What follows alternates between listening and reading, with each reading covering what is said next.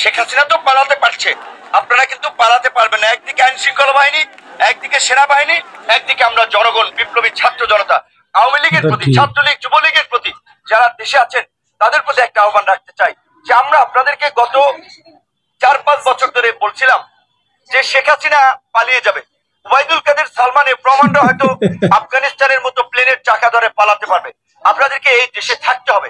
কাজেই আপনারা এমন কিছু করেন না ক্ষমতার পট পরিবর্তন হলে জনরোষে আপনাদের অবস্থা খারাপ হয়। আপনারা কথা শোনেন নাই, আপনারা এমন কর্মকাণ্ড করেছেন, এখন জনগণ আপনাদেরকে পাইলে কি করবে আল্লাহ মাহবুদ জানে। তো সেই জায়গা থেকে আপনারা এইটুকু বলবো, আপনাদের প্রধান নেত্রী পালিয়ে গিয়েছেন, আপনাদের কারো কথা ভাবেন নাই। প্রধান সেই নেত্রীর ছেলে, তিনি বলেছেন যে তিনি কোনো পার্টির কথা, দলের কথা ভাবছেন না, তিনি তার মা, তার পরিবারের কথা ভাবছেন।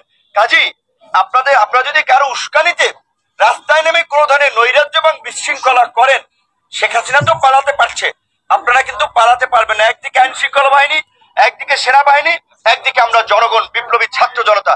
কাজেই কোনো ধরনের নৈরাজ্য করার দুঃসাহস আপনারা দেখাবেন না। আমরা চাই যারা আছেন ক্ষমা চেয়ে আপনারা ভালো হয়ে যান, শান্তিপূর্ণভাবে দেশে থাকেন। কোনো